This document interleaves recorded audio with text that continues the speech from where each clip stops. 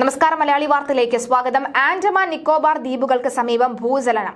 ബംഗാൾ ഉൾക്കടലിൽ റിക്ടർ സ്കെയിലിൽ 6.3 തീവ്രതയാണ് രേഖപ്പെടുത്തിയത്. ചൊവ്വാഴ്ച പുലർച്ചെ 12.11 ഭൂചലനം ഉണ്ടായത്.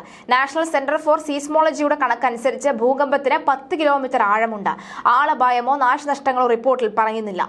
സുനാമി മുന്നറിയിപ്പുകളും പുറപ്പെടുവിച്ചിട്ടില്ല. ജൂലൈ 22-ന് രാവിലെ ഡൽഹിയിലും ദേശീയ തലസ്ഥാന മേഖലയിലും ഭൂചലനം അനുഭവപ്പെട്ട് ഒരാഴ്ച കഴിഞ്ഞാണ് ഈ ഭൂകമ്പം ഉണ്ടായത്. ഫരീദാബാദിലാണ് 3.2 തീവ്രത രേഖപ്പെടുത്തിയ ഭൂചലനം ഉണ്ടായത്. നാശനഷ്ടമോ ജീവഹാനിയോ റിപ്പോർട്ട് ചെയ്തിട്ടില്ല. ഇത്തരം ദുരന്തങ്ങൾ നേരിടുന്നതിനുള്ള തയ്യാറെടുപ്പ് അവലോകനം ചെയ്തതിനായി ഡൽഹി, ഹരിയാന, ഉത്തർപ്രദേശ് എന്നീ സംസ്ഥാനങ്ങൾ ജൂലൈ 29 മുതൽ ഓഗസ്റ്റ് 1 വരെ ദേശീയ തലസ്ഥാന മേഖലയിൽ ദുരന്ത നിവാരണ തയ്യാറെടുപ്പ് പരിശീലനങ്ങൾ നടത്താൻ തീരുമാനിച്ചിട്ടുണ്ട്. ഭൂകമ്പം, വ്യാവസായിക രാസ അപകടങ്ങൾ തുടങ്ങിയ വലിയ ദുരന്തങ്ങൾക്കുള്ള ഏകോപനവും പ്രതികരണ സംവിധാനങ്ങളും ശക്തിപ്പെടുത്തുന്നതിനാണ് ഈ പരിശീലനങ്ങൾ നടത്തുന്നത് എന്ന് ഉദ്യോഗസ്ഥർ പറയുന്നു. ദേശീയ ദുരന്ത നിവാരണ അതോറിറ്റി, ഇന്ത്യൻ സൈന്യം, ഡൽഹി, ഹരിയാന, UP സംസ്ഥാന സർക്കാരുകൾ എന്നിവ ചേർന്നാണ് പരിശീലനം നടത്തുന്നത്. ആൻഡമാൻ കടലും അതിനു ചുറ്റുമുള്ള ദ്വീപുകളും ഭൂകമ്പ സാധ്യത കൂടുതൽ മേഖലയാണ്. അതിനാൽ അവിടെ എപ്പോഴും ഭൂകമ്പങ്ങൾ ഉണ്ടാകാനും സുനാമി ഉണ്ടാകാനുമുള്ള സാധ്യതകളുണ്ട്. ദ്വീപിൽ ഭൂകമ്പം ഉണ്ടാകുന്നതിന് ഏകദേശം 2 ആഴ്ച മുമ്പ് ഡൽഹി NCRൽ തുടർച്ചയായി 2 ദിവസം മുമ്പും അനുഭവപ്പെട്ടിരുന്നു.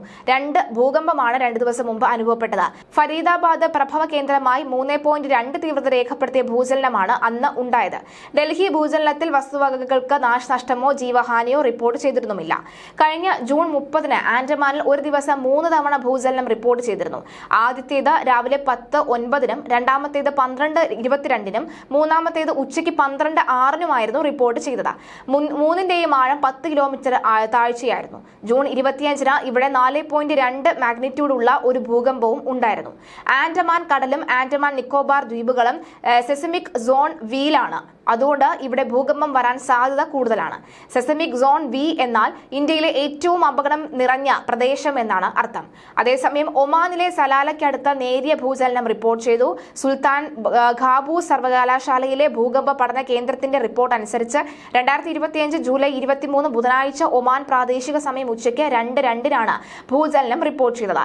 സലാലയിൽ നിന്ന് ഏകദേശം 235 കിലോമീറ്റർ തെക്ക് പടിഞ്ഞാറ് മാറി ദോഫാൻ ഗവർണറേറ്റിലായിരുന്നു ഭൂചലനത്തിന്റെ പ്രഭവ കേന്ദ്രമെന്നും ഭൂകമ്പ പഠന കേന്ദ്രത്തിന്റെ അറിയിപ്പിൽ പറയുന്നുണ്ട്.